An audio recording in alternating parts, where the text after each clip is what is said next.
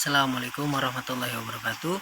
Kenalkan, nama saya Muhammad Adrian dari Fakultas Ilmu Pendidikan Ekonomi dengan NIM 1820525. Sini dalam video ini saya akan menyelesaikan proyek UAS daripada mata kuliah Ekonomi Koperasi dan UMKM. Pada video ini saya akan menjelaskan keberadaan koperasi dan strategi koperasi dalam pasar monopoli. Pengertian pasar monopoli. Pasar monopoli adalah pasar di mana sebuah penjual tunggal menguasai pasar atau monopolis, berkuasa untuk menentukan harga dan tidak punya barang sejenis yang hampir sama.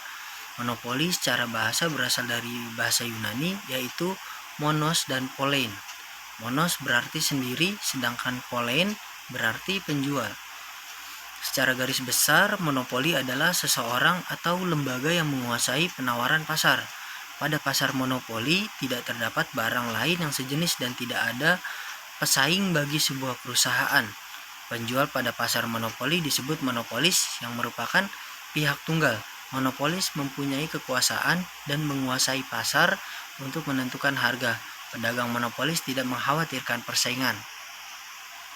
Pesaing potensial dari koperasi. Peran koperasi terhadap pasar persaingan sempurna, pasar monopolistik, dan pasar oligopoli.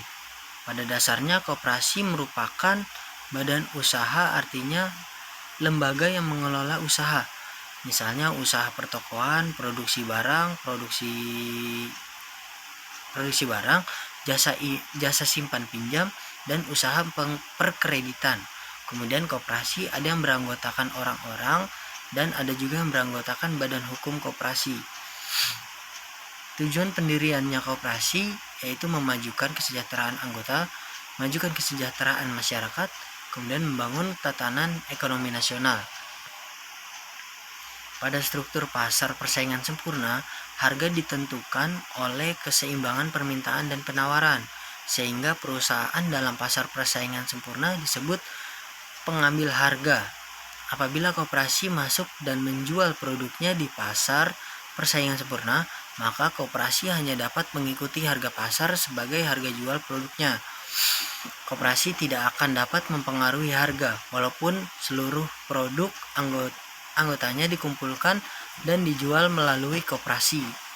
Ciri-ciri pasar persaingan sempurna sebagai berikut.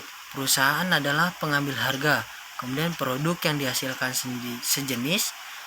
Yang ketiga, perusahaan bebas masuk dan keluar sempurna mengenai pasar. Yang terakhir, terdapat banyak perusahaan di pasar.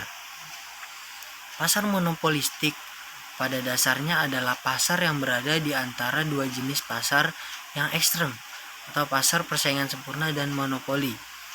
Oleh sebab itu, sifat-sifatnya mengandung unsur-unsur sifat monopoli dan persaingan sempurna. Dari ciri-ciri pasar monopolistik, adanya penjual yang banyak.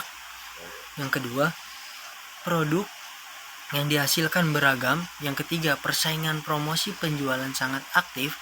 Yang keempat, keluar masuk industri relatif mudah.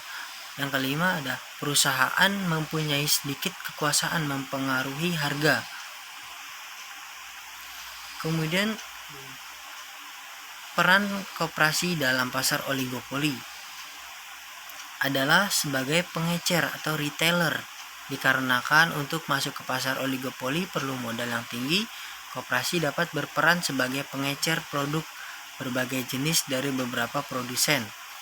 Keuntungan diperoleh dari laba penjualan.